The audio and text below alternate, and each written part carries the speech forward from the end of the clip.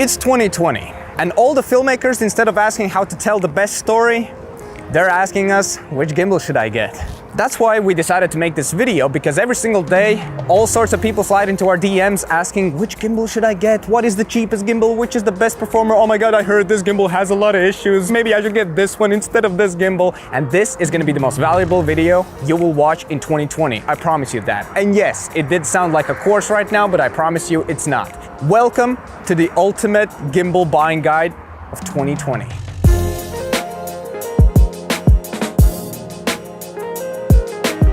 Okay, let's start talking about the future generation, which is mobile filmmakers. A couple of years ago, I was really excited about phone gimbals, right? In fact, that was one of the first gimbals I ever tested out. They were necessary back then because the stabilization in phones wasn't really that great. Well, fast forward to nowadays, and with the new iPhones, the new Samsungs, the stabilization in the phones are so good that I personally believe that you don't need a phone gimbal. In conclusion, if you're a person who has an old phone, let's say like a iPhone 6s or a Galaxy S6 or something like that, which don't really have a great stabilization in them, I think you should just grab pretty much the cheapest phone gimbal you can find. I would say Smooth 4 is a very good option because that gimbal, it did survive for 2 years. It's still alive. I love it. I don't have it, but I have used it a lot and it was perfect for the things I was shooting, cinematic B-roll and stuff. And right now you can get a used one for like $40 or $50. This is one of the newest gimbals, which is the Zhiyun Smooth X.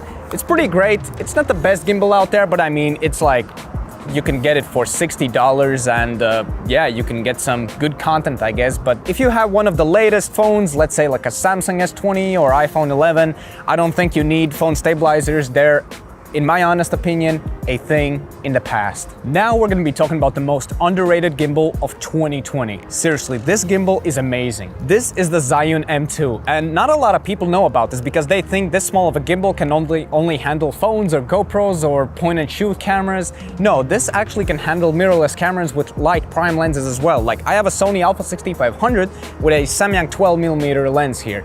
This setup is not the lightest of setups. I mean, it's pretty light, but it's not that light. And this gimbal can handle it perfectly. Okay, listen up. There are some big advantages and big disadvantages with this gimbal. So let's start. I'm feeling very negative today, so let's start with the disadvantages. Balancing a camera on this gimbal is a bitch. I mean, I'm a fast learner when it comes to balancing cameras on gimbals, but even on this gimbal, it takes me around 1 to 3 minutes, 3 freaking minutes to completely balance a camera. This time, for some reason, I got lucky and it was only a minute, but usually it takes 2 or 3 minutes, which is a lot. Because since this gimbal is so tiny, literally every single micro adjustment just counts. You know, it like, you can move it 1 millimeter and that's it. It's not gonna be balanced anymore. It's gonna be completely thrown off balance. But that's pretty much the only disadvantage I have with this gimbal. Let's talk about the good things about this gimbal. This is the most compact gimbal I have ever seen in my entire life. I have shot projects with this, don't worry about it. I'm gonna be putting some B-roll on the screen, but my buddy and I went on a Europe trip a year ago, right? We visited, I think around 5 countries: Sweden, Netherlands, Denmark, Austria, Germany, Poland. All we had with us was our cameras and this gimbal, and it performed so good. I mean, it's not the most stable thing in the world. Duh, it's not a big gimbal, you know, it doesn't have really a lot of weight. You will see a lot of up and down movement. But man, for the results we were getting, this is amazing. The battery life is amazing. It doesn't take much space at all. You can literally put this thing in your pocket and it's so good. So basically, in the conclusion, if you're a guy who travels a lot and you don't really want to carry these big rigs, you just want to have a gimbal which you can put in your smallest backpack pocket, this is the gimbal for you. If you shoot with Sony Alpha cameras and light prime lenses like the Samyang 12, Sony 35, Sigma 16, or even Sony 85mm, this will be able to handle it, and it's amazing. We love it, and actually, I'm soon probably gonna be also taking this little gimbal on projects because I want to spice things up and I don't want to really work with those big gimbals anymore, so I just want to feel that nostalgia. But yeah, this gimbal is amazing and I would recommend you to check this out because right now, I literally a couple of days ago saw one guy on a Facebook group selling this for $130. $130, are you kidding me? A new one costs already like $250, which is cheap, but $130, bro, grab this shit right now. this is a gimbal you've probably seen me with the most, the GIMBAL S. Okay, first things first, let's get out of the way the most important information. Don't look at GIMBAL Lab. GIMBAL Lab is a thing in the past, only look at GIMBAL S because of the stronger motors and a nicer, solid feel to it, right? Listen, this gimbal has been, it's been everywhere, man. It's been everywhere. I love it. It's so compact. It's basically only a little bit bigger, honestly, than the M2, but it's like 10 times more powerful. It's so good. It's my favorite gimbal ever. I absolutely love it. When I go traveling, this is my #1 go-to gimbal just because of the size and the strength it has, and I really appreciate it. So, basically, this gimbal can handle setups such as Sony a7S III with G Master Sony lenses, like really huge setups, up to 3 kilograms easily. I've even balanced a C100 Mark II on this gimbal, so it's really powerful. Imagine like this small gimbal and like a huge camera, right? I don't know, man, I love this gimbal. Even though sometimes when I did update the firmware, it was glitching a little bit, the roll motor was going like this, but then I went to an older firmware and everything has been working absolutely fantastic. There's no motor vibrations. You can actually, you know, the biggest strength of this gimbal is the fact that you can put the tripod leg here and just get these extremely low angle shots without breaking your back. Not like with all the pistol gimbals where you literally have to do this, you know, it's not nice for your back. But yeah, absolutely fantastic gimbal. I've seen people selling this for $250, $300. For this price, this gimbal is an absolute steal. It just works. It has done so many gigs for me. I love it. Never had any issues with it, major issues. And yeah, you guys definitely need to check this one out. It's worth every penny. As many of you know, we travel a lot. Well, at least used to travel a lot when all this shit came down. Very sad. And yeah, one of the most important things for us wasn't, you know, performance. It was actually portability and mobility. And this is where this gimbal delivers. It's seriously, it's like such a sweet balance between portability and performance. It's just so good, so good.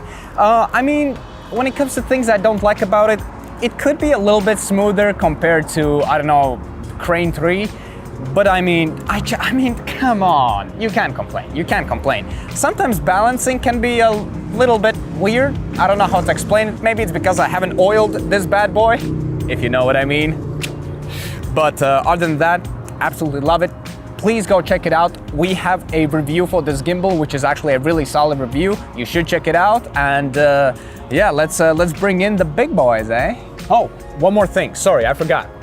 Who is this gimbal for? Well, if you're a travel videographer or a photographer, or maybe you shoot events or weddings or something like that where you have to, you know, use a gimbal for the whole day and you don't want to break your back, this gimbal is perfect for you. This gimbal is basically good for both traveling and commercial work. So yeah, on to the next gimbal. There's only one word to describe it: thick. If you're wondering why I don't have my camera on it right now, it's because this thing is actually heavy and I just don't want to be holding it like this all the time. So I'm just going to be putting away somewhere here and just holding it like this, okay? So let's talk about this gimbal a little bit. I'm just going to be straight up. If you're a guy who uses cinema cameras like, let's say, C100, C200, Sony FX9 and stuff like that, or Reds, this is going to be the perfect gimbal for you. If you're shooting with mirrorless cameras or DSLRs, this is not the gimbal for you. It's going to be way too heavy. It's going to be very inconvenient. If you shoot movies, if you put gimbals on like hardcore car rigs or plane rigs or whatever kind of rigs you have, this is the gimbal for you. Nothing more to say. The motors are super strong. It's solid as hell. This thing is meant to be abused. This is the Crane 3 Lab, and in my opinion, it is one of the most overlooked and underrated gimbals Zion has ever made. I don't know, somehow I just don't see enough people talking about this. And it is such a great gimbal that I honestly think it needs a word out there. It needs to be known. And this is the first gimbal which moved from the traditional pistol style grip to this grip. And honestly, after using this for a few months, I love this much more than I do with the pistol grips. One of the main advantages of this one is that you can do the orbit movement and the pan shots just so much more precisely. And I don't know how to explain this, but when you have it on a pistol grip right here, you're just using two hands at the same spot. This is almost like a dual handle, but it's made in a portable way, and I really love it. The motors on this thing is probably one of the best parts. They are absolutely solid. This gimbal also gets the award for the easiest balancing ever. I don't know, I can balance this thing in literally like 20 seconds. It is that simple. Also, this gimbal has a screen right here which shows you the mode. It also has a super handy reset button, and there's a POV and a follow mode as well. And this is so much nicer than having the trigger. It does have a trigger, but I never see the need of even using it.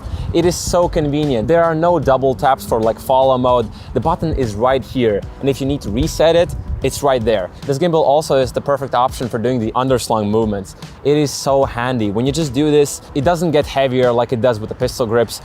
You can use one hand. I sometimes even use a couple of fingers to just do these low shots. It is so enjoyable. And honestly, this gimbal is probably the perfect balance between the Weebill S and something a little bit more heavier. So, I have traveled with this gimbal, and honestly, it's been a little bit of an issue. If you are a backpacker, it's definitely a little bit too big. Sometimes there is some issues with like putting it in a bag. But if you do travel with like suitcase and you're shooting like on spot, not really moving around that much, changing locations, it is absolutely the perfect choice. And yes, this still is my gimbal of choice when shooting commercial work or when doing sometimes traveling, but I do prefer Weebill S in those type of situations.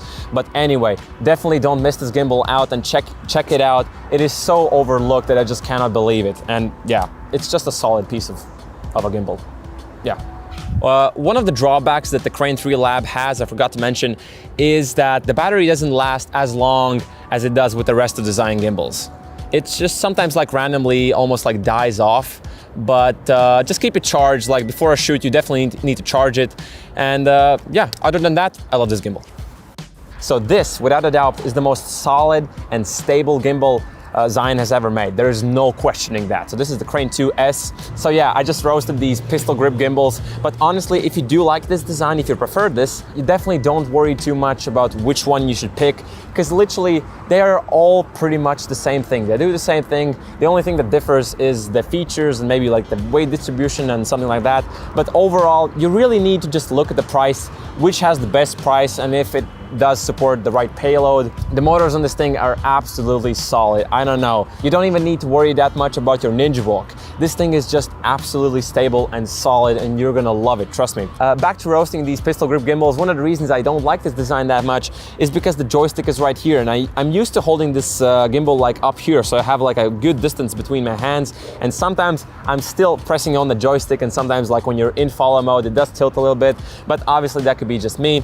A downside of this gimbal is definitely, it's a little bit weird to adjust it. Not on these axes, this is fine, but when you need to like adjust it up and down, this knob is probably one of the most unergonomic things out there, and the Crane 3 Lab definitely balances a little bit better, but you just can't beat the motors on this thing. They are just absolutely A+ solid. And if you're shooting commercial work, forget traveling with this gimbal because it is definitely too heavy. So who is this gimbal for? Definitely not for traveling. We're definitely never gonna be using this when we travel because it's just too damn heavy and too damn big. But we're definitely gonna use this for all the commercial work. This and the Crane 3 Lab probably, we're gonna switch between the two because it is just that solid and we love it. And if you do corporate work, there's no questioning, just get this and it's gonna be good. If you are still not sure which gimbal to buy, I put all the reviews we made for different gimbals in the description below. You guys know that we don't really like to talk about tech, we much rather show examples, for example, work we've shot over the last years with specific gimbals and gear. Yeah, you can just go in the description, check out the full reviews we made for different gimbals, and yeah, hopefully that's gonna help you make up your mind on which gimbal to get. Anyway, hopefully you guys enjoyed this video and you know the drill. Peace out.